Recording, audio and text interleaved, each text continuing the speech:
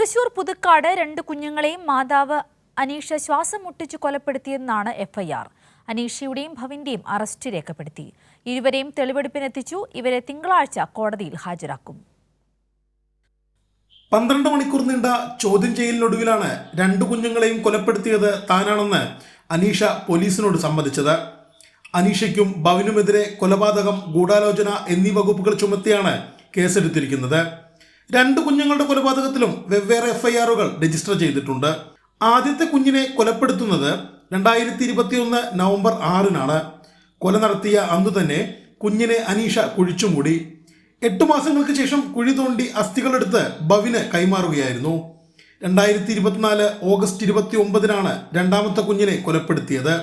തുണിയിൽ പൊതിഞ്ഞു സൂക്ഷിച്ച കുഞ്ഞിന്റെ മൃതദേഹം പിറ്റേ ദിവസം അനീഷ ഭവിന് വീട്ടിലെത്തിച്ചു നൽകി. ഭവിന്റെ വീടിന്റെ പുറകിലെ തോട്ടിലാണ് രണ്ടാമത്തെ കുഞ്ഞിന്റെ മൃതദേഹം കുഴിച്ചിട്ടത്.